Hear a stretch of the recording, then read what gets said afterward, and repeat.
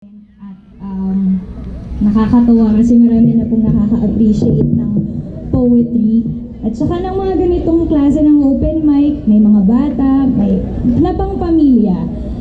Sana patuloy nating suportahan yung mga ganitong klaseng events na ayun.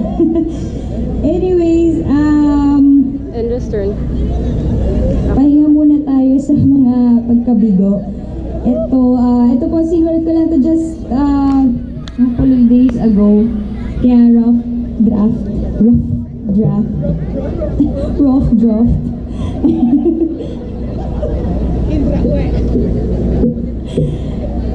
Ayun. Wala pa po itong title, pero sisimulan ko na.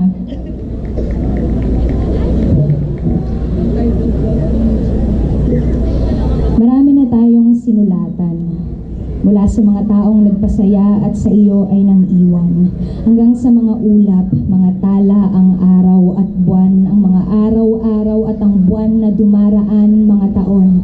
Ang mga kahon na pinaglagyan mo ng iyong kahapon na pinag-ipunan ng mga ala-ala na bumubulaga sa damdamin mo kapag ang lahat ng iyong makita ay nagsisilbing paalala sa kanila, isa-isa. Isa-isa mong isinasaboy ang mga letra mo sa kapaligiran sa maaaring mapagsusulatan bago o lumang mga pilas ng papel, mga sulat sa kawalan, ang mga liham mo sa kalangitan, ang mga nilihim mong liham na hindi mo magawang ipadala sa nais mong pagbigyan bagkos pinaanod mo sa mga alon ng hangin, sa mga ulap na hindi natin mahawakan at maangkin. Marami na tayong kinantahan, ang kalawakan, ang kawalan, ang mga luha mo sa katahimikan ng hindi mabilang na pagkatalo sa paulit-ulit na mga laro na hindi mo naman gustong salihan, ang mga pakiusap na ibubulong mo na lamang, ang nag-uumapaw na pag-ibig na meron kang ngunit wala ka namang pagbibigyan, wala kang maalayan, na mga awit mong nabuo sa kalungkutan o kasiyahan ang pinag-ugatan, ang pagbibigay mo ng sobra pa sa kinakailangan, ang mga tula na galing pa sa iyong karanasan, ang musika sa iyong kaibuturan na kung minsan nais mo na lamang magpatangay sa kalaliman ng malawak na karagatan kapag umuusog ang mga ulap at nagbabanggaan sa tuwing ninanais mong abutin ng alapaap sa papawirin habang iyong tinatakasan ng humahabol sa iyong dagim, ang mga tanong na binibitawan mo kapag kausap ang sarili habang inuulan ng kalituhan at di mapakali. Wala man lang sumagot sa mga katok na paulit-ulit mong tinutuktok. Halos isigaw mo na ang kaluluwa mo sa pagtawag sa kung sino mang pangalan. Halos mapatid na ang mga litid ng iyong lalamunan. Nakakatulugan na nga ang sarili mo sa paghihintay kung minsan. Halos wala ka ng pag-asang maapuhap. Kagaya nila, ang papunding ilaw na aandap-andap, sumuko ka na rin sa mga tao. Sa paraan ng kanilang pag-iisip, kung paano sila mamuhay at mainggit, lahat kailangan magagaling, lahat kailangan tama, hindi pwedeng maging mali. Dahil tiyak na babaliktarin ka at ang kamalian nila sa'yo ay uuwi. Ang kanilang kapalaluan ay hindi matisod ng kanino mang kabaitan. Kahit paanong buti ng iyong ipakita, paiiralin pa rin nila ang kanilang kayabangan. Nauubos na ang kabutihan, naghihingalo na ang kapayapaan.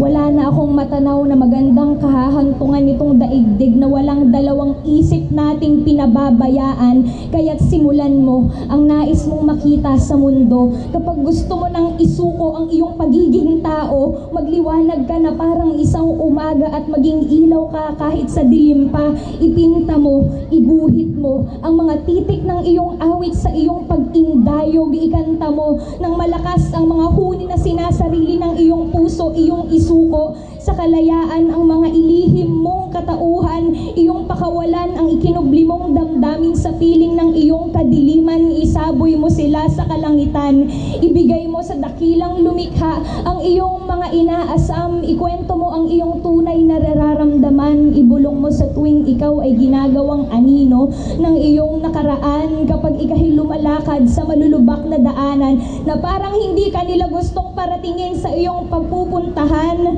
Ingiti mo, Ihiti mo ang mga luha mo na isa-isang umuubos sa iyong kaligayahan kapag ikaw ay iniiwanan o sinasaktan nitong bayolenteng katotohanan. Iyong tanggapin ang mga bagay na kailangan mong lunukin habang isinasayaw ang mga bagay na kailangan mong lunukin, habang isinasayaw mo ang sarili mo sa saliw ng iyong pag-iisa, lalo na kapag ang tanging kumot na nakabalot sa iyo ay ang nanunuot na kalamigan at ang tanging nakakasaksi ay ang mga bagay na iyong sinusulatan at kinakantahan sa gabi, sa umaga, sa tanghali, ang mga tala, ang mga araw at buwan, ang iyong mga araw-araw, ang mga taon, ang buwan, ang tumatakbong panahon, ang mga pagkabigo na sa iyo ay lumalamon, kaya't kanlungin mo ang pagsubok na inadtad nila ng 10 beses ang kanilang maibibigay na tindi.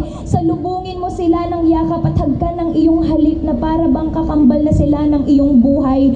O pinakamatalik na kaibigan, dahil sila ang magpapatatag sa pagkatao mo na binangkay ng ilang ulit mong pagkamatay, kaya huwag kang matakot na mabuhay muli. Kapag ikaw ay kanilang ginugupong paluhod sa iyong kahihiyan, ikaw ay bumangon, harapin mo silang buong katapangan at huwag na huwag mong ipauubaya sa wala ang iyong mga paglaban.